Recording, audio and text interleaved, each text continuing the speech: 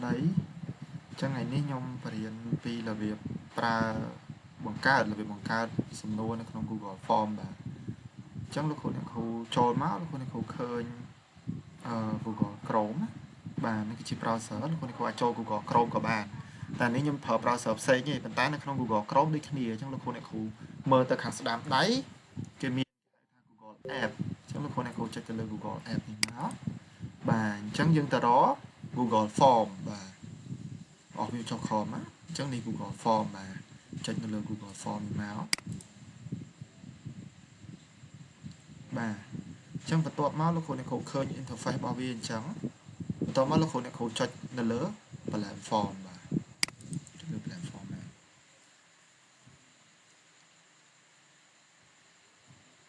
បាទអញ្ចឹងខាងលើនេះគឺជាចំណងជើងរបស់ form របស់យើងតើចំណងជើងរបស់យើងដាក់ថាម៉េចឥឡូវដូចខ្ញុំអញ្ចឹងឥឡូវខ្ញុំដាក់ថាតែ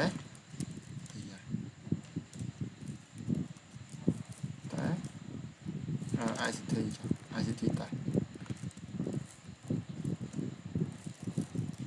ICT តែបាទអញ្ចឹងកន្លែង form description នេះលោកគ្រូអ្នកគ្រូអាចដាក់ថាសូមបំពេញអញ្ចឹងមក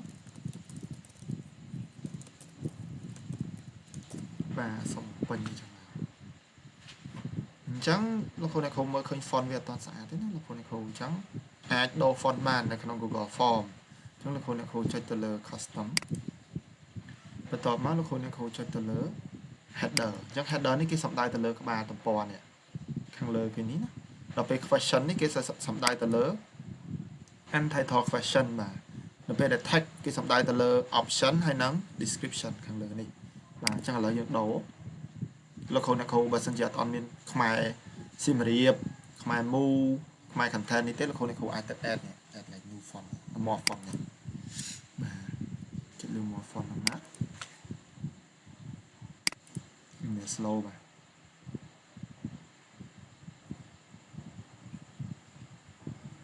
បាទ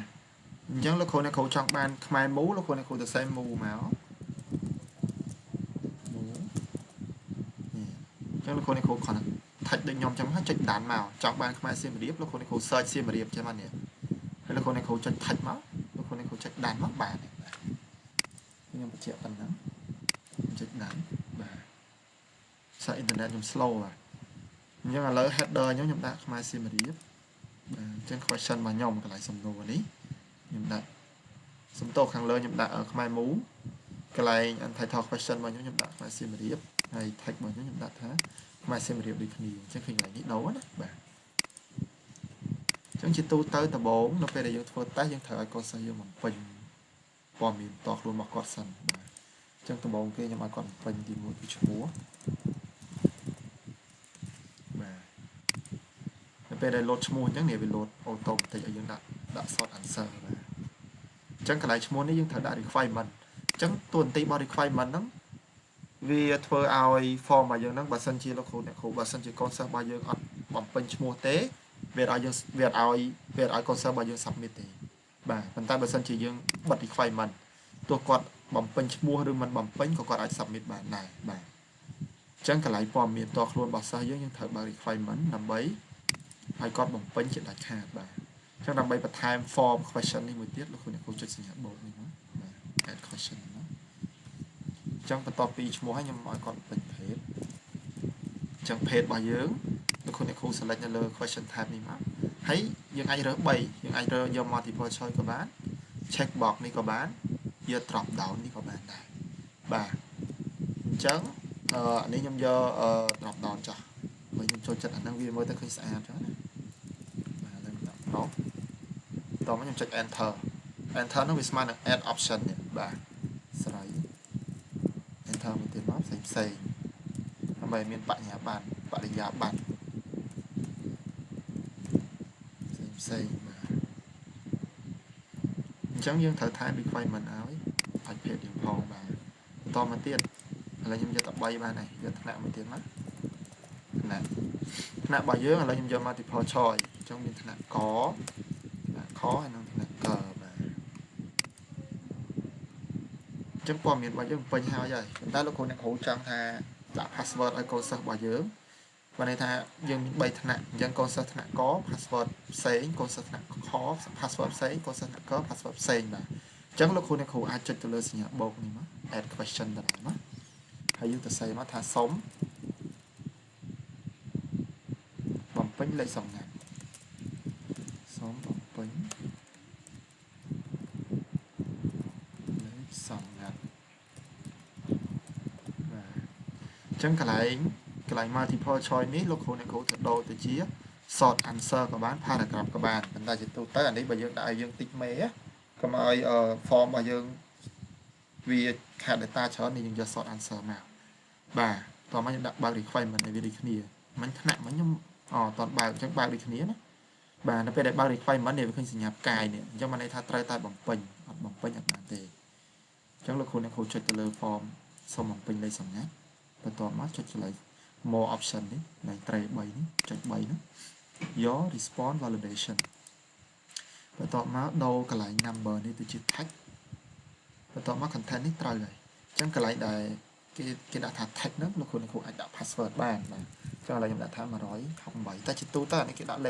លេខសកលណា168អញ្ចឹងកន្លែង customer error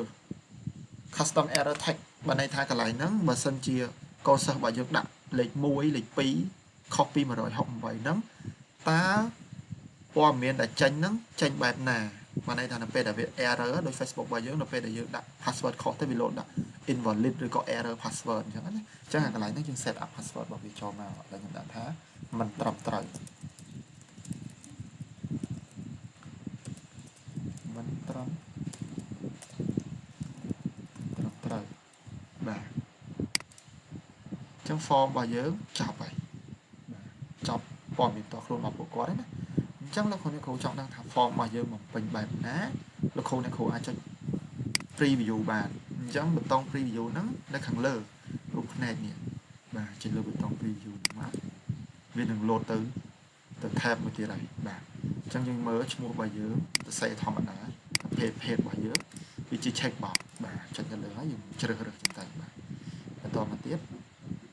ថ្នាក់របស់យើង select ទៅហើយលេខសម្ងាត់របស់យើងអញ្ចឹងឥឡូវខ្ញុំដាក់ថា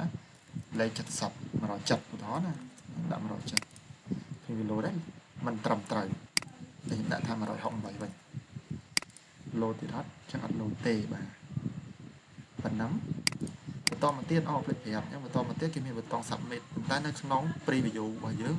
គេថាมันអាច submit បានទេកន្លែងហ្នឹងណាបាទអញ្ចឹងឥឡូវខ្ញុំអត់ចង់ឲ្យប៊ូតុងកន្លែងនេះជា submit ទេខ្ញុំចង់ឲ្យប៊ូតុងកន្លែងនេះជា next ណាមាន page បន្ទាប់ទៀតណាអញ្ចឹងដើម្បីធ្វើឲ្យមាន page បន្ទាប់ទៀតលោកគ្រូអ្នកគ្រូត្រូវចុចទៅលើ question form ខាងក្រោមគេបង្អស់ឧទាហរណ៍ថាសូមបំពេញលេខសម្ងាត់ហ្នឹង form ដែលខ្ញុំបំពេញក្រោយគេអញ្ចឹងលោកគ្រូអ្នកគ្រូចុចទៅលើ add section add section ហ្នឹងបើសិនជានៅក្នុង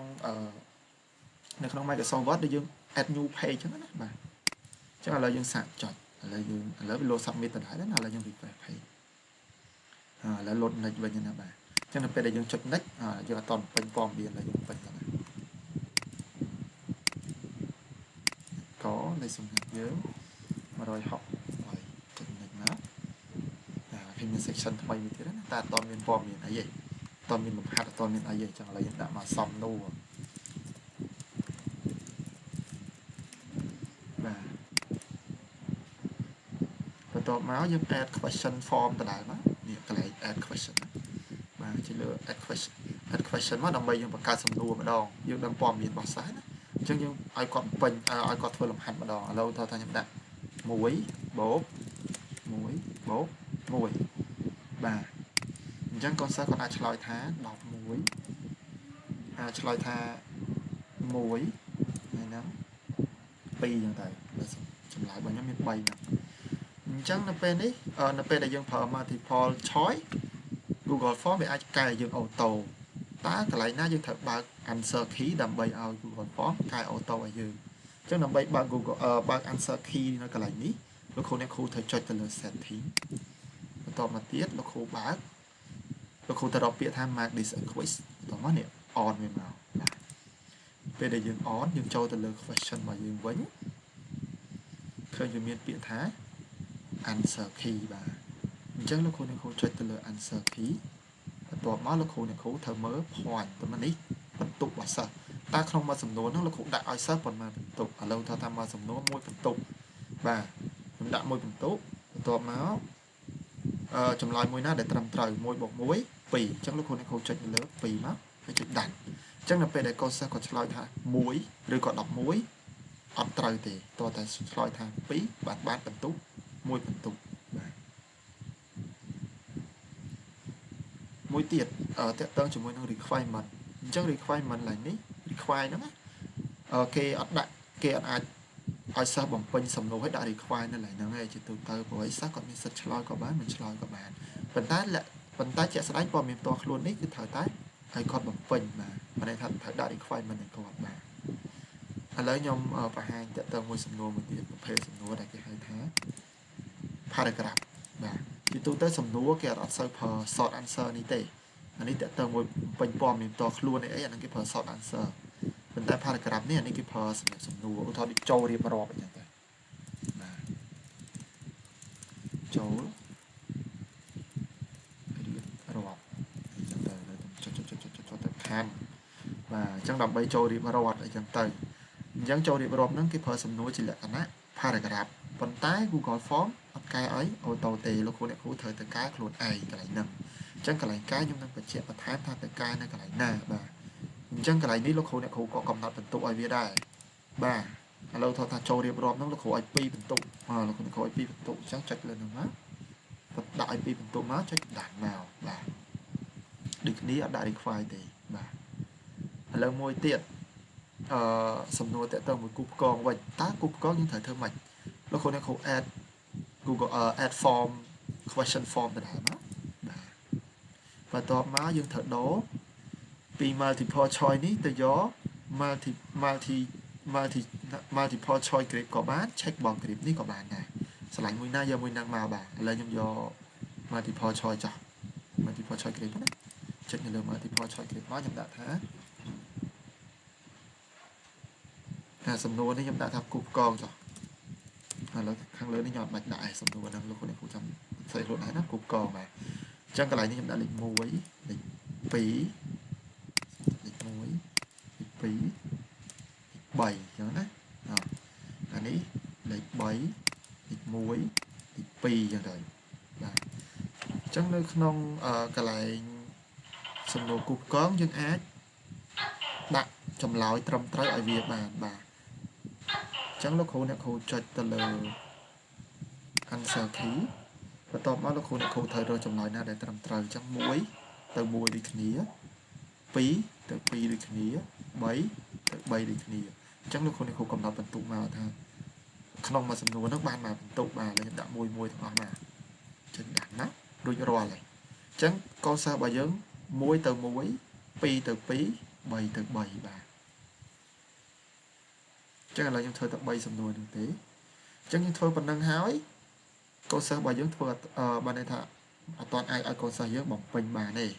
អត់ទាន់ឲ្យកូនសិស្សអាចធ្វើបានទេអញ្ចឹងដើម្បីឲ្យកូនសិស្សគាត់ធ្វើប្រឡងឬក៏ធ្វើតេស្តយើងបានលោកគ្រូអ្នកគ្រូត្រូវចុចវាទៅជា public សិនអញ្ចឹងលោកគ្រូអ្នកគ្រូចុចទៅលើ public បន្ទាប់មកបើសិនជាលោកគ្រូអ្នកគ្រូមាន call teacher បានន័យថាមានគ្រូជំនួយមួយទៀតលោកគ្រូអ្នកគ្រូអាច add email គាត់ដោយប្រើពាក្យ manage នេះមកហើយបន្ទាប់មកលោកគ្រូអ្នកគ្រូ add email ក៏ចូលមកដោយតែប្រើ Google Classroom ទេបាទប៉ុន្តែឥឡូវខ្ញុំអត់មានទេខ្ញុំចុចលើ public បន្តិចមកវា load ហើយបាទឃើញវា load link មកលោកគ្រូអ្នកគ្រូអាច copy link ហ្នឹងមកសាកធ្វើខ្លួនឯងឧទាហរណ៍ថាខ្ញុំសាកធ្វើមួយខ្ញុំ copy link ឥឡូវខ្ញុំផាស link របស់ខ្ញុំចូលបាទឥឡូវខ្ញុំដាក់ឈ្មោះ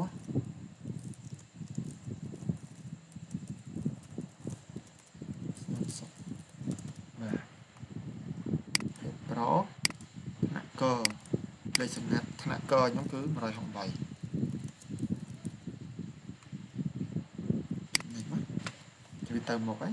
អញ្ចឹងខ្ញុំធ្វើសំណួរខ្លះត្រូវសំណួរខ្លះខុសឥឡូវខ្ញុំធ្វើអានេះខុសនេះខុសខ្លះត្រូវខ្លះទៅបាទខ្ញុំចុច submit បាទខ្ញុំទៅ form របស់ខ្ញុំវិញ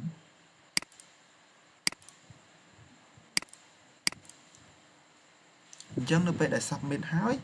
លោកគ្រូអ្នកគ្រូនឹងគេឲ្យយើងមើលបន្ទុកហើយសិស្សរបស់យើងគាត់អាចមើលបន្ទុកបានអញ្ចឹងខ្ញុំចុចទៅលើ view score បាទអញ្ចឹងបន្ទុករបស់ខ្ញុំសរុបខ្ញុំធ្វើនៅក្នុង6បន្ទុកខ្ញុំបានតែ1បន្ទុកឯងបាទអញ្ចឹងខុសអីគេខ្លះនេះខុសអញ្ចឹងនៅពេលដែលខុសវាលោតសញ្ញាខ្វែងនេះមួយហើយវាមាន correct answer ទៀតអញ្ចឹងកូនសិស្សរបស់យើងគាត់អាចច្រឡំគ្នាបានបើន័យថាអ្នក submit មុនហើយគាត់ឲ្យអ្នក submit ក្រោយជួយមើលគាត់ចឹងណាច្រឡំគ្នាបានអញ្ចឹងដើម្បីកុំឲ្យកូនសិស្សគាត់ធ្វើអញ្ចឹងបានលោកគ្រូអ្នកគ្រូត្រូវទៅបិទកន្លែង correct answer ហើយនឹង miss question នេះគេហៅថា miss question នេះគេហៅថា correct answer អញ្ចឹងលោកគ្រូអ្នកគ្រូចូលទៅ form ដើមរបស់យើង form ដែលយើងធ្វើណានេះ form ដែលយើងបង្កើតដំបូងណាលោកគ្រូអ្នកគ្រូចុចទៅ setting បន្ទាប់មកលោកគ្រូទៅបិទលោកគ្រូអ្នកគ្រូទៅបិទ miss question ជាមួយនឹង correct answer ទុកតែបន្ទុកឲ្យគាត់មើលមកបានហើយបាទអញ្ចឹងលោកគ្រូអ្នកគ្រូចុច refresh មក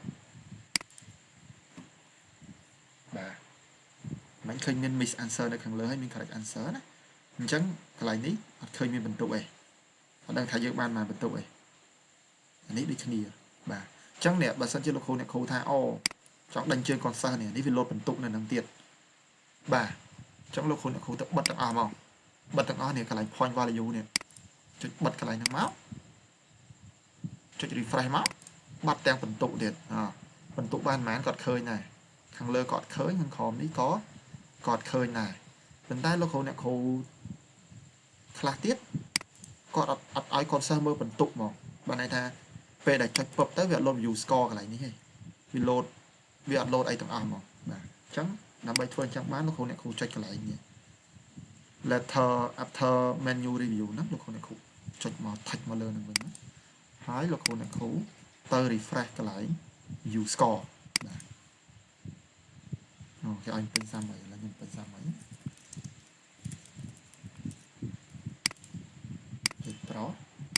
ក៏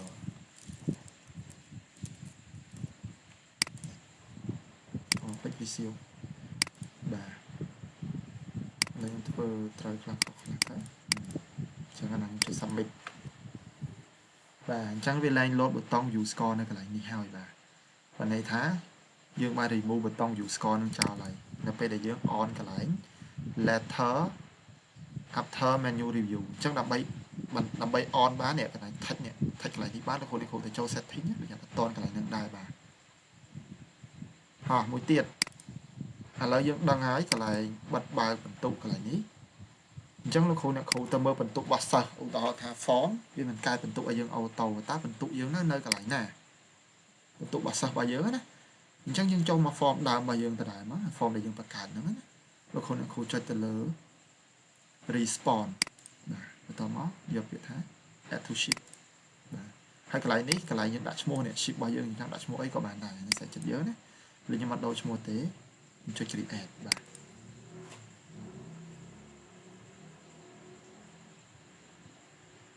បាទអញ្ចឹងដំបូងខ្ញុំអត់បានដាក់ email ឲ្យវា receive វា load ទេបាទអញ្ចឹងកូនសិស្សរបស់ខ្ញុំឈ្មោះអីថ្នាក់ណាគឺឃើញទាំងអស់លេខសម្ងាត់ក៏ដាក់ត្រូវអត់បាទអញ្ចឹងសំណួរទី1ក៏ឆ្លើយត្រូវអត់សំណួរបានន័យថាចម្លើយដែលកូនសិស្សឆ្លើយសំណួរទី1សំណួរទី2សំណួរទី3នៅក្នុងហ្នឹងមានទាំងអស់បាទហើយនេះកន្លែងនេះបន្ទុករបស់សិស្សនេះបាទឧទាហរណ៍ថាឥឡូវកូនសិស្សគាត់ធ្វើសំណួរចូលរៀបរាប់នេះបើគាត់មានតស័យអីនៅកន្លែងហ្នឹងលោកគ្រូអ្នកគ្រូអាចកែបន្ទុកនេះបានឧទាហរណ៍ថាឥឡូវគាត់ឆ្លើយត្រូវបន្ទុកហ្នឹងត្រូវបាន2បន្ទុកប៉ុន្តែកូនសិស្សគាត់ឆ្លើយត្រូវបានពាក់កណ្ដាលអញ្ចឹងបូកឲ្យគាត់មួយទៀតទៅបន្ទុកគាត់មានស្រាប់1ហើយអញ្ចឹងបូកឲ្យមួយទៀតបាន2បាទនៅពេលដែលចុច2នៅលើ6អូតូឲ្យបាទអាហ្នឹងវា set អូតូឲ្យយើងបាទអញ្ចឹងខ្ញុំមានតែប៉ុណ្្នឹងទេលោកគ្រូអ្នកគ្រូអាចឆ្ងល់ទេអាចសួរបានបន្តទៀតបាទអរគុណ